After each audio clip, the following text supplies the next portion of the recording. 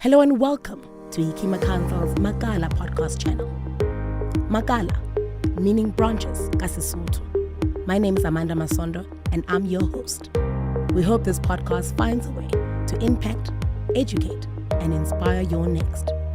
We're on Apple Podcasts, Spotify, Google Podcasts, and Buzzsprout. Basically everywhere where you find your podcast fix. Every first and last Friday of every month.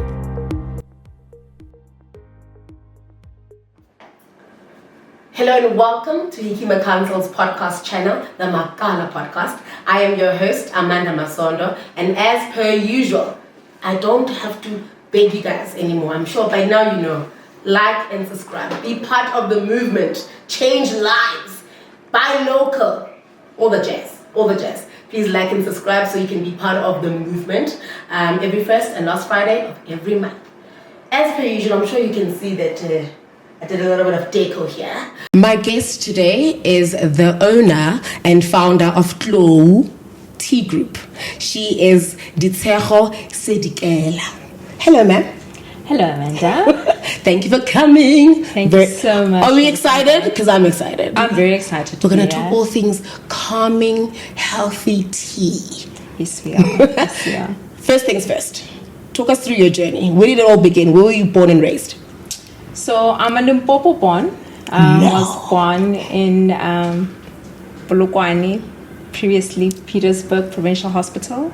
Was raised Kolowahomo, Agasi in Limpopo. Then we moved to Polokwane, which is Petersburg, ex-Petersburg. And then we moved to Joburg for high school. Okay. And then varsity, where do we go? Varsity, I did the big track to UCT. Yeah. Studied economics and politics. And finished off my degree at UCT and moved back to Joburg. Started working in corporate, financial corporate, moved from one multinational to the next multinational, and then I decided that, You didn't want to be a chief economist, ma'am? No. It was, I always knew that I wanted to own some type of business. I mean, my journey really started when I was 10. I started selling when I was 10. Talk us through that. So the primary school I went to in Polokwane used to have quarterly markets. Yes. And I used to love these chocolate sticks. And I used to buy them. I remember I used to buy them for like 150 and I used to sell them for 3 rand and make all this profit. And I don't actually remember what I was doing with the money, but I remember that every quarter I was selling. So my journey of selling and enjoying things and wanting to share the things that I enjoy with others started when I was 10, essentially. Oh my goodness. And then, so we work in corporate. How many years is that? 6 years in corporate. 6 years in corporate. And then we decide, no. How do we find tea? So I was a customer there was a retailer that sold tea. Yeah. And I used to go there almost every second day. And I used to sit there. I used to speak to the ladies about the tea. Customers would come in. I would engage the customers about tea. I'd be like, oh, no, taste this one. Oh, no, buy this one. Oh, what are you feeling like today? I think you would benefit from this one. This one, I enjoy this at night. I enjoy this first thing in the morning. And I just found myself so happy in the store that one day I asked the lady that worked there, one of the sales ladies, I was like, who owns this? What's this arrangement here? And how can I be part of this? And a long story short, I think it was April 2013, I got to meet the owner of this specific brand who started this retailer. And a month later, I had to resign from corporate. And we went on to build 24 retail stores across the country. At the point, I think there were only 3 in Joburg. Yeah. We went on to open stores in Western Cape, in Eastern Cape, in KZN, and we ran 24 retail stores, successful tea retail stores. My goodness. So, were you always a tea lover? Always. Nobody in my family drinks tea. Mom, dad, brother, sister, nobody drank tea. So when we used to go grocery shopping, it was for me. You're the only one. I'd be like, oh no, but can we just, buy tea? Yes. But it was essentially for me. I was the glorified tea maker in the house. I'm known as Dee, the tea lady. I actually love that title. Yes.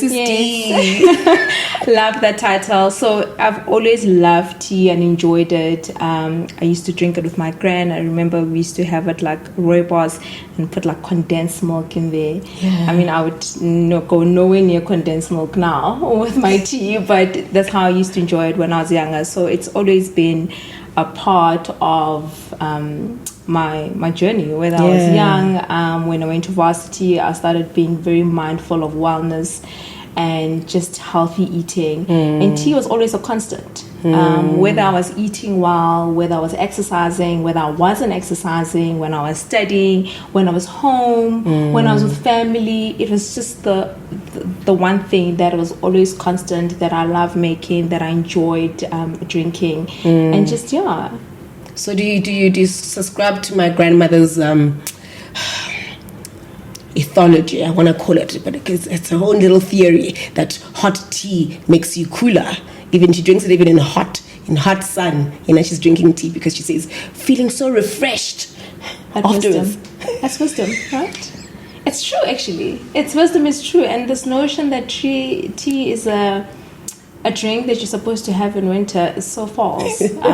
Tea actually does cool you down. I have copious amounts of tea regardless of what the weather's doing. Whether it's hot, whether it's cold, whether it's cool. I mean, for me, it's really even a mood. It's not even, has nothing to do with the weather. What do I feel like? Do I feel like something that's soothing, something that's going to restore me, something that's going to make me relax, something that's going to give me energy? There's various different wellness elements that one is able to draw from different types of tea blends. My goodness, she would have loved you. So talk us through your product offering. You don't have to go through all of it because I know that we have. Just give me some of the different, at least three or four of some of the best ones that you can. I know that a mommy cannot decide which ones are her best, but some of the teas that you think the market has responded well to, and how they came about specifically. So I'm just going to summarize the brand and the reason behind the brand.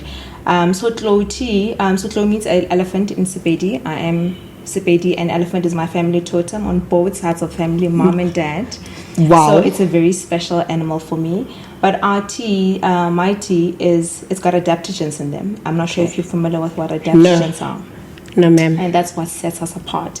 So when I developed this brand, I wanted to really develop a tea brand that is like no other in the South African market.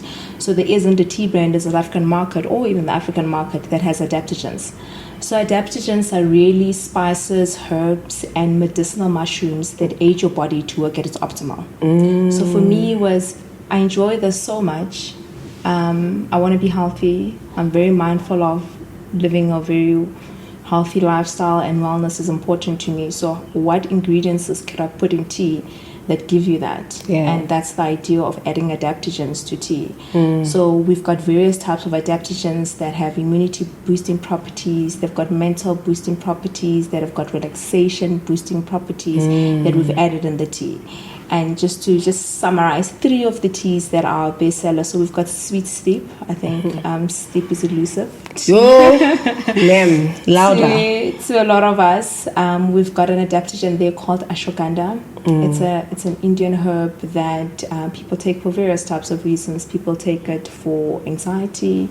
People take it for sleep. People take it for energy. So an adaptogen really, you can take it at any point of the day. It will adapt to your body. What is it that your body needs at that specific time that you're drinking the tea? Got you. So the Sweet Sleep, 30 minutes before sleep, is a winner. It's got ashwagandha, valerian root, lavender, spearmint, vanilla, all these ingredients, obviously in chamomile, that calm you and help you get good night's rest. Then we've got a changa chai, which is a different take on chai. So chai means tea, right? So people must stop saying chai.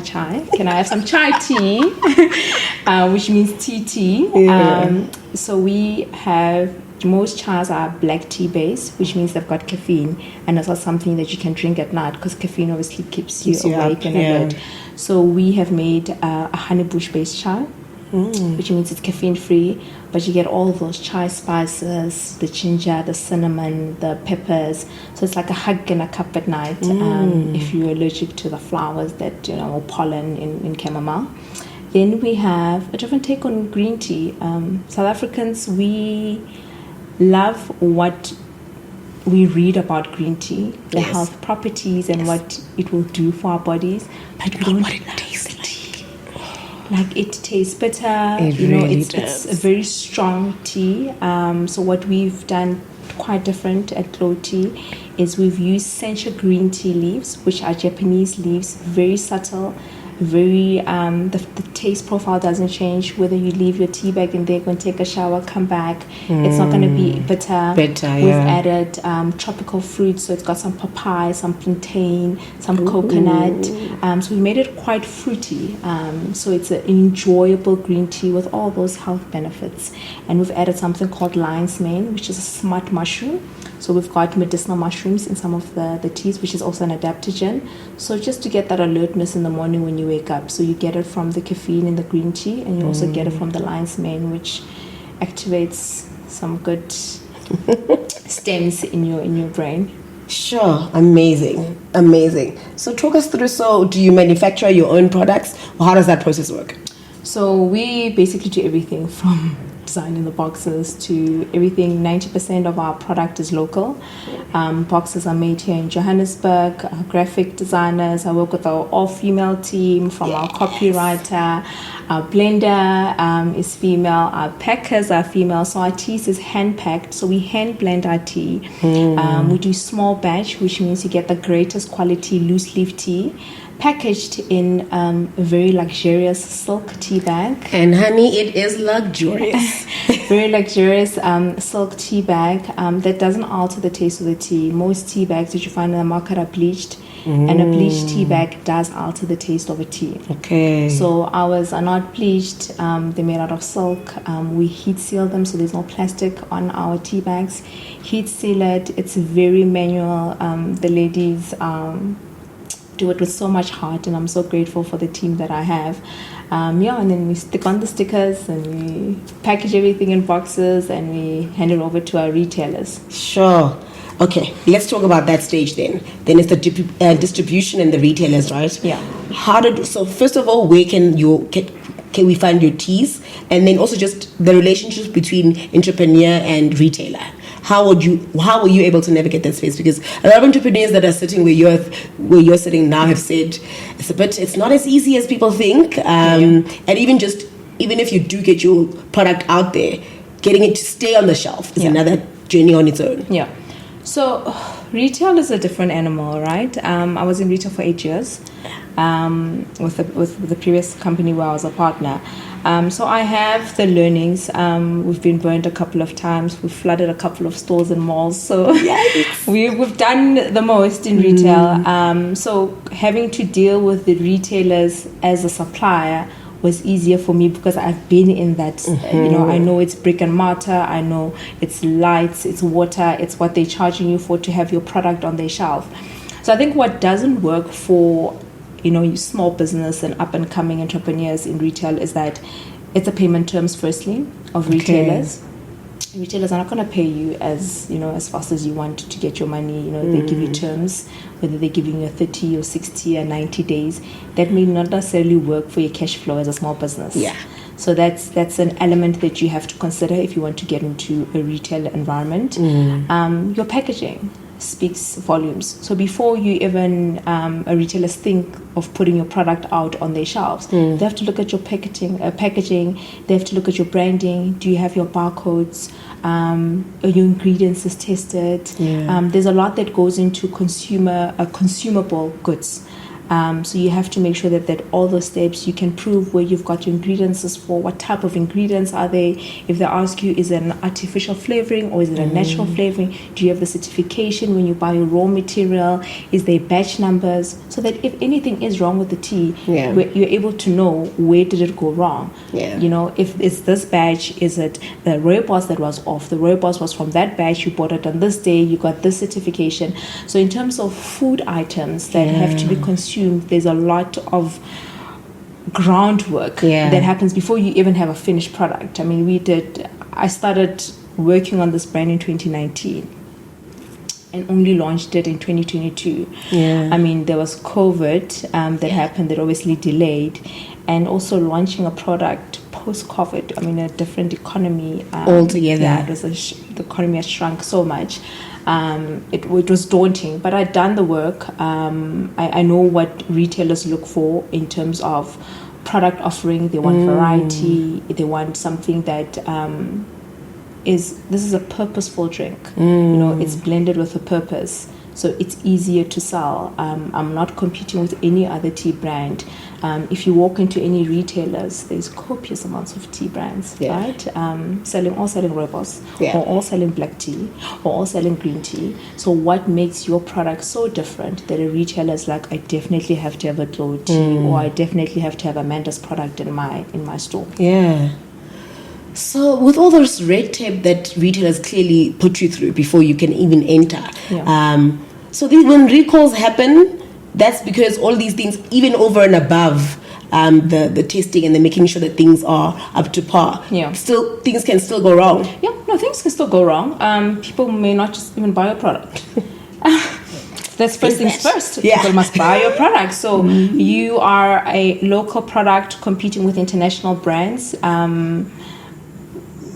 I'm going to say this loosely. South Africans, we are brand conscious. So if I grew up drinking a specific tea brand, I'm going to buy a specific tea brand. You said the words, I'm not saying that. So we're very brand conscious in terms of what we eat, the consumable products that we use, and not mindful of what goes into those products. Some of them are healthy, most of them aren't. So it's just, you have to just be mindful of those elements. Okay. So knowing what you know now, right? With all of the journey that you've been on, whether it's on the other side of corporate or just on the other side of partnership, where you weren't really the one, where it wasn't your baby. Now that it is your baby, how would you describe your entrepreneurial journey? Thrilling. We love thrilling. Finally, somebody. No 2 days are the same. So I own the complete value chain, from the boxes to the labels, to ordering the raw materials, to getting a team to blend, to getting a team to package, to speaking directly to the retailers. So there is no element of my value chain that I'm not in control of, which one is very scary, because a lot relies on me, and a lot as well. Yes, and a lot relies on relationships, right? It's a lot of it is relationship. You need to maintain relationship. You need to be lenient as well. When you're in business, if you give some, you get some, so you also have to, things may not necessarily always go the way that you envision that they go, and allow things to just flow, and also allow yourself to pivot. Don't be stringent in your plans and be, this is black and white, this is what I want, because life doesn't necessarily work like that. There was an idea of how I wanted to launch this. I wanted to launch 30 different blends, 5 of each, because I know how retailers are. They give us options, but it wasn't feasible in a post-COVID economy. And I said, I'm going to start with my best 6, and the market must be receptive to that. And then once that 6 is has had its place in the sun, we can look at introducing other blends. We had, there's so many different types of tea. I can go on to launch 150 different blends if I want, because there's just so many different variations of how you can blend and ingredients. So it's just being mindful that a pivot can happen at any point, and being open to it, but also having a plan, right? If you don't have a plan, you live through other people's plans for your company, for your product. Yes. So have a plan. Stick to your plan as much as possible, but also be flexible. That your plan may not happen in Jan. It may happen in December. So be open to that fact that your goals or your dreams are not happening at the rate that you want them to happening. But as long as you're moving, keep on it. You mentioned you are part of every value-added asset of your business, right? Yeah. Leadership. Obviously, now you are in a different territory now. You had a boss, now you are the boss. How would you describe your leadership kind of personality and some of the things that you have found maybe challenging that you didn't think would be? So, the first thing, the value of working, I can't put a value of having worked in corporate for 6 years because I know what it means when you say to your boss, I'll deliver it by close of business. Yeah. When you say to a client, so ma'am, we'll have that to you by close of business, what it means for that business that you work for. So for me as well, when I say to a customer, we'll have that to you by close of business, we keep to close of business. If you can't keep to close of business, communicate that to say, there's been some changes, you're not going to get this by close of business. Communication is everything, especially for a small business. I think there's a lot of us that lack that communicate, things happen, customers will understand, but if you don't communicate that, there's a change of plans, we know this is what we have promised, we're not going to be able to deliver, you actually buy yourself confidence with that, with that supplier, with that customer, to say, this is somebody that I'm working with who's ethical. Yep. They understand their business, they appreciate me as a customer, and they're mindful of me and my needs and what I've purchased from them. So the years that I've worked at corporate have really molded me or built me into the leader that I am, because I'm mindful of, corporate is a shrewd, hard place to work in. Yeah. It's not a light place. It builds so much character to work in any corporate environment in South Africa. You build so much character, and it's the 6 years I had in corporate with two multinationals really helped me. Helps with my leadership skills. I love doing everything by myself because I think I can do everything better. I've learned to let go and delegate. I can't do everything as much as, and also if you do everything, you don't give your staff an opportunity to grow, right? You don't give them an opportunity to make mistakes. They're going to make mistakes that are costly, unfortunately. They're going to make mistakes that are going to delay a whole production. They're going to make mistakes. But if they don't go through those learnings and, you give responsibilities in batch, you don't just give off responsibilities. You give them a certain task. Order the raw ingredients. Make sure that you track the raw ingredients. When is the raw ingredients coming? Are we booking the blender in the time that the raw ingredients are going to be here? Or have you booked the blender and the raw ingredients are not here yet? But we have to pay the blender, right? Because we've booked that blender for that period of time. So you teach them those small learnings that if you don't track the raw ingredients, we lose out money because you didn't do something as much as tracking the raw ingredients. Yeah. It's your responsibility. So it's small little things like that where, you impart on your team to say, this is your responsibility. You order raw ingredients, then we book the staff. But you tell us, okay, the raw ingredients for Sweet Sleep will only be here on Monday. The raw ingredients for Delicious Berries will only be on Tuesday. So I would say let's book the blender from Wednesday because everything will be here and they're able to do that, and we save out on 2 days of playing the blender, sitting, waiting for ingredients. But once you book them, you've booked them. You've booked them. Whether the ingredients are there or not, that's not the blender's problem. You've said, I need you for these 2 weeks, and they're going to take the time and come out for those 2 weeks to blend. So, so it's I'm a Sag. I'm a Sagittarius, and it's very hard. I always feel like, if I want something done, I must just do it myself. Yeah. But I'm slowly learning that it's not feasible, and I'm building a brand that is gonna outlive me.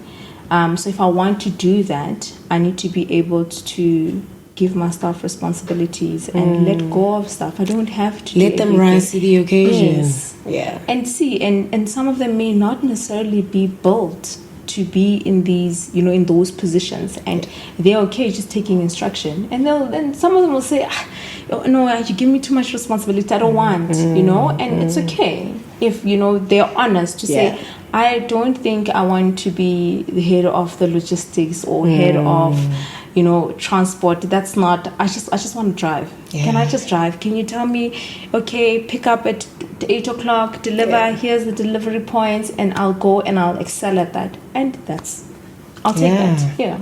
100%. Yeah. 100%. So South Africa, unique economy with all its issues. We call ourselves unique, and that's my final description. But we've got lots of issues, right? Load shedding. Yeah. Fuel prices are doing the most. Everything just that we used to know. Everything Food prices is against business. Absolutely. What are you guys doing to sort of weather the storm? We try and do as much as we can in a specific period of time. Because the more we do in a specific period of time, the less cost we have to incur. So if we can blend more in a specific period, we'll do that. Okay. If we can say to our retailers that some take our stock on consignment, no, I'll give you extra stock, just keep it. It saves me on courier costs to have to send in 2 weeks' time or a month's time. It's small little changes, but they add up. Yeah. Right? So we're just, mindful of, even just like the boxes. Is it cheaper to do the boxes in Joburg as opposed to Cape Town? If we do them in Cape Town and they say they're cheaper, how are they getting back here?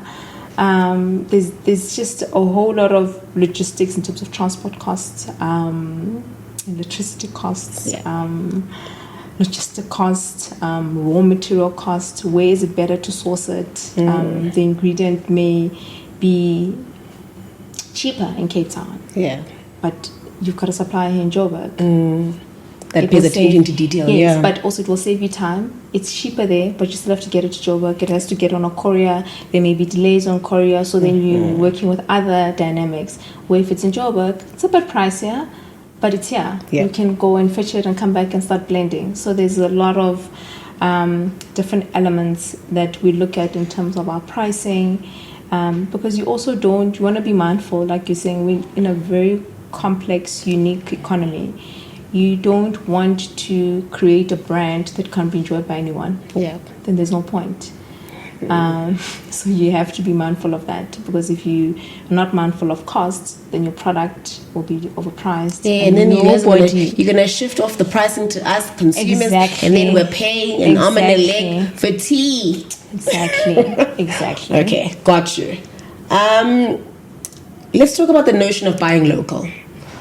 Do you think it's something that South Africans are still grappling with, finding it difficult to just adapt to that kind of, to make it a lifestyle, which is what it should be? Or do you think that we're exactly where we should be, and it's growing progressively, and people are more inclined to buy local anyway?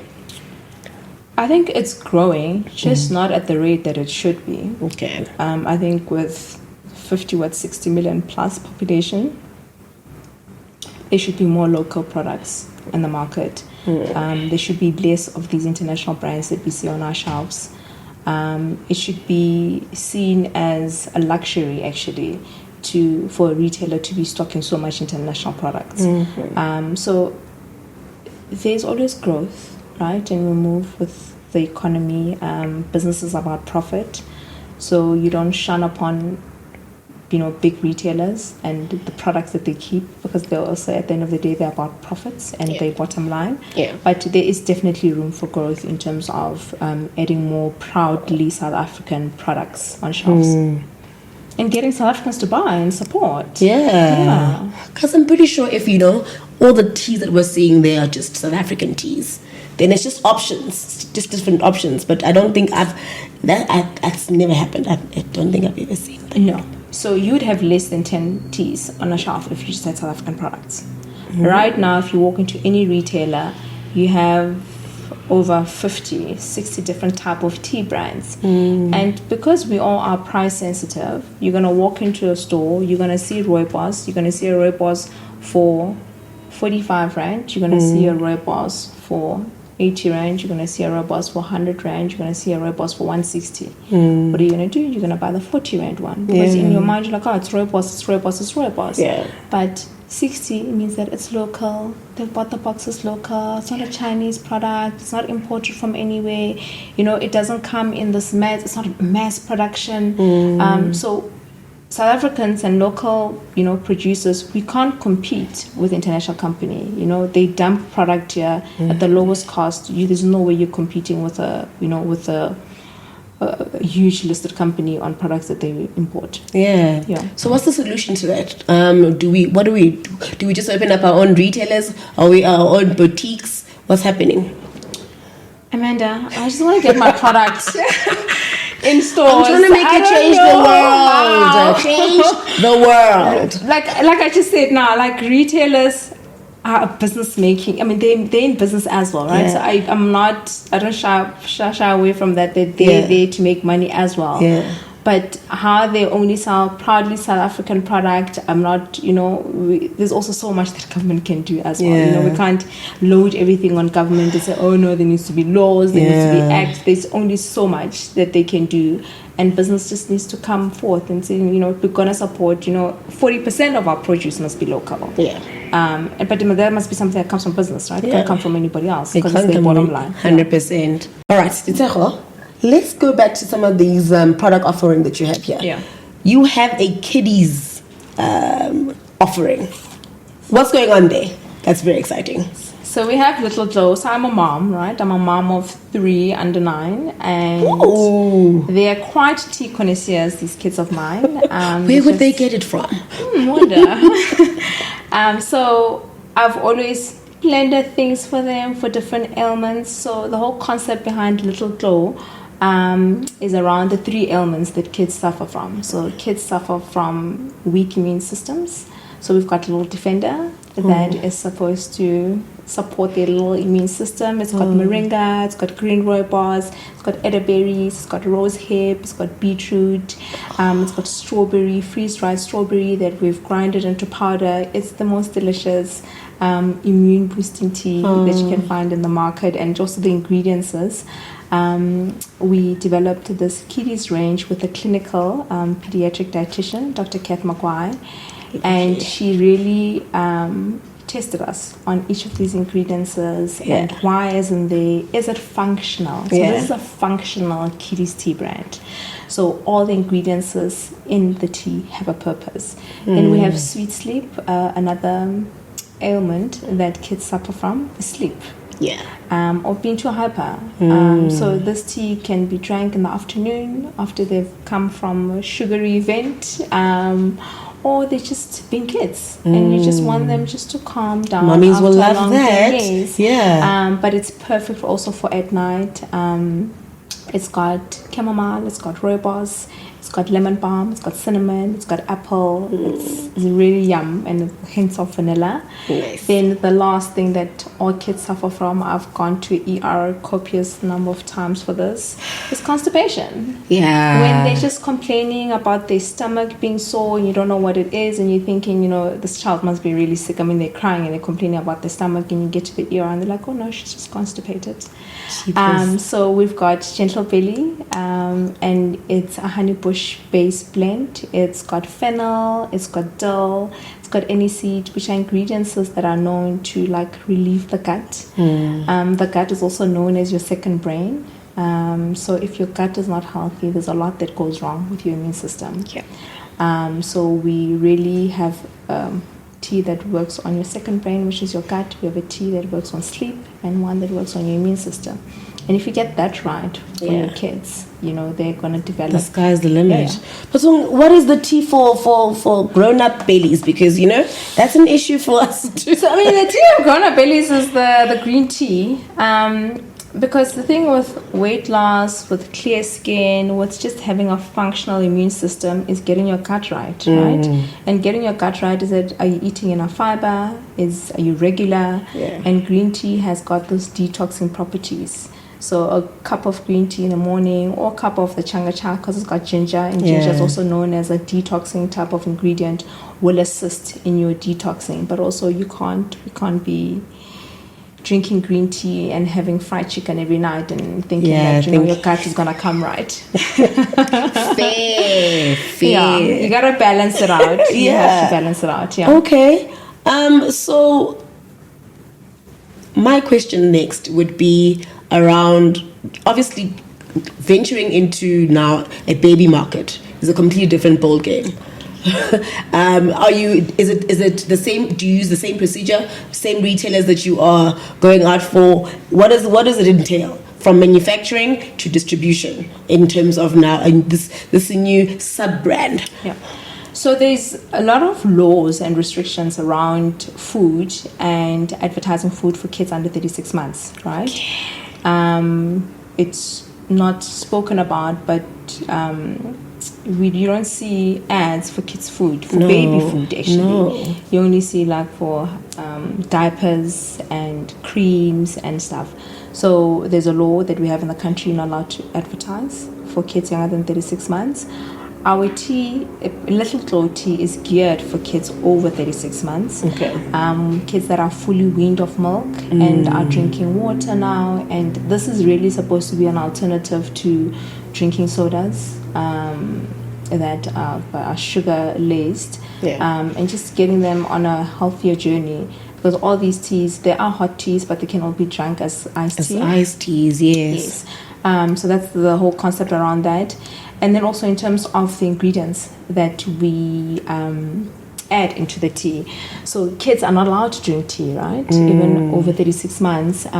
Tea meaning anything that comes from the Camellia sinensis plant, which is like your black tea, your green tea, your white tea, is not healthy for kids. So basically what it does is that it stops their bodies from absorbing iron in a way that it's supposed to. So our kiddies teas, Little Tlou teas, are rooibos and honeybush based. So they don't actually have tea. They're more herbal infusions, and they don't contain any caffeine. They don't have any preservatives, no colorants. We've kept it very pure. Dr. Kath McGuire was very strict on each ingredient. There were ingredients that we'd had to take out, that we'd put in the tea, and she's like, different dosage may cause harm in certain kids, so let's just remove it, let's find an alternative. So we're very mindful, a very thought through process that we work through with the clinical pediatric dietitian on each ingredient that goes into the kiddies tea. So as hectic as the adult range, because they also go tested. We had to take it to, they get tested in terms of the ingredients, what we put in the tea. Is it something that can be consumed? Is it legal? There's a whole act, agricultural act, that tells you ingredients that can be consumed that don't need medical oversight. So if you're putting in an ingredient in your tea that needs medical oversight, then you need to then get different tests, apply for permits. So creating anything that is consumed by whether it's a child or an adult is a process. But as it should. As it should be, As it should, because you're playing with people's lives, as it should. Sure. But mommies are going to thank us for this, because this is Amanda. But remember the name, Makala Podcast. We got you. We got your kids to sleep. Yeah. Three things that you would say to entrepreneurs who are either still in corporate, they are thinking to themselves, I think I have a brilliant idea, but I'm just not ready to make the jump. Some advice. Stuff that how do you know that maybe you have something here and then you could actually leap? You have to leap. No one knows but you, right? No one is an Amanda. No one is a Ditshego. Yeah. No one has the passion that you have for what you want to bring out or sell into a market. But just do your research, right? I think so. The first thing is just research. Make sure you are aware of everything. Who are your consumers? Who are you selling to? What's the price point? What are your competitors doing in the market? Is there a need for the product that you want to? What would make your product so special? Why should somebody stop buying what they bought and come and buy yours? What they've been buying for years. For years. And you're this new person who's got no experience. They don't know you from anywhere. Your product is just, they actually don't even know it's packaged or made. Why should they buy from you? So do your research. Make sure you know everything that there is about the market that you want to enter into before you venture into it. And then it will tell you if there's a gap. Yeah. I found a gap because I'm very intentional about what I consume, what I drink. I want to lead a healthy lifestyle. I want to live long, and I want to be healthy. So if I could, in my mind, I was like, but why can't I just make a tea that has everything? Why am I drinking ashwagandha pills? Why am I, making my own stews at home and mixing my own stuff at home? Why can't I just put everything in a tea and put it out in the market? Surely I can't be the only person that thinks like this, that, geez, can't I just have a concoction that has everything in it, and there wasn't that product, and that was my first. I researched, and then I realized that there is actually a need in the market. So 1, I can go into the market. 2, if possible, save. Make sure you have enough money to carry your business, work out your projections, be very thorough with that, look at your costs, try and negotiate costs as much as possible. I always say to people, you can't get harmed by asking something. The only thing you can get is a no or yes. Yeah. And but if you never ask, you never know. Yeah. So the one thing, I always ask for discounts. Always for anything, even if it's a fair price, I'm always like, please, I'm small business. So always find ways and avenues, and people are receptive to you. If some people say no, it's okay, and you move on with that person. But also always get a comparison of cost. Don't ever go for the first person that gives you a cost. There's lots of people, there's lots of competitors and lots of suppliers in the game. There's lots of packers in the game. There's lots of suppliers of raw material. Get different quotes and compare.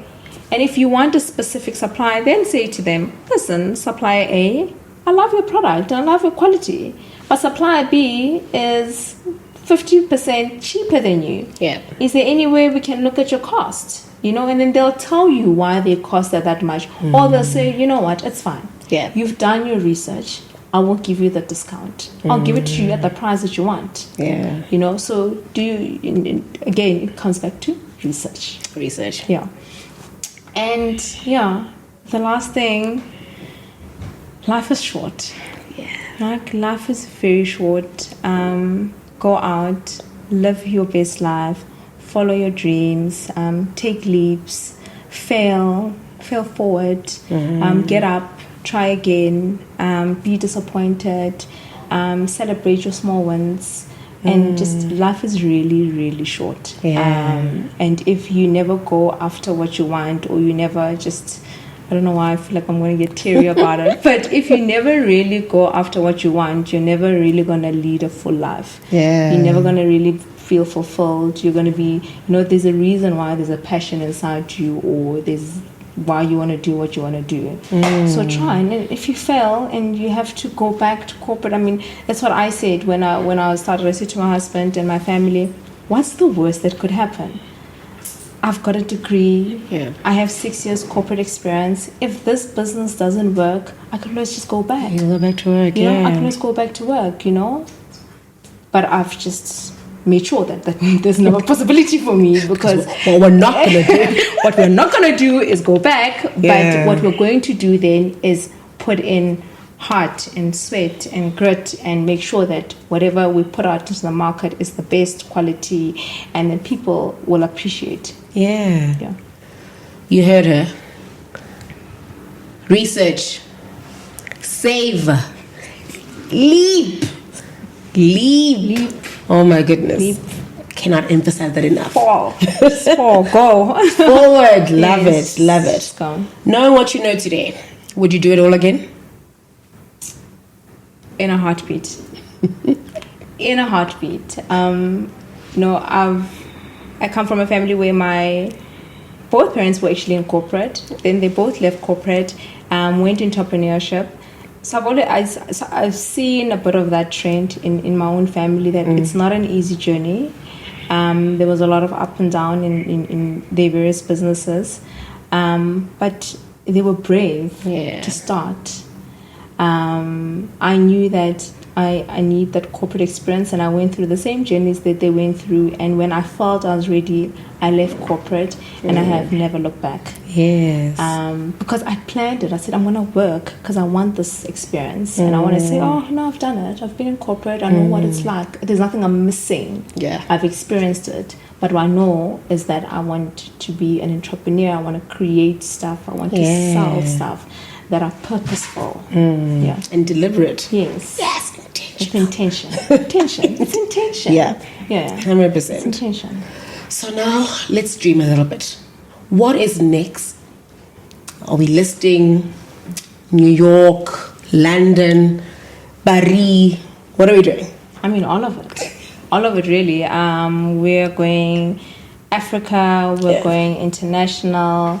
We're expanding the range. We're getting into hardware. Yes. We might get into some bath salts for kids. We might get into other kiddies products. We might get into iced teas, packaged cordials, ready-made iced tea. When I look at my 5-year plan of what I still want to do with this brand, I'm like, when am I going to sleep? Yeah. There's just so much to do. Like, there's so much to do, and every day I wake up with the same enthusiasm that I'm going to keep going, and things just fall into place. Yeah. And also, you can't stop until you're giving us the 150 different teas. Yeah, no. Because now you've said it here live. I've said it. So. And you know the universe, right? You say it, you put it out in the universe, and the universe listens. So, yeah, it's all of what you said. Europe, Americas, Africa, Asia, Australasia. We're going. We're all of in, it. Invading the African invasion. No, we're going in. Yes. We're going in, yeah. Love it. Ladies and gentlemen, Tlou Tea Group founder. Thank you, man. Oh, thank you, Amanda.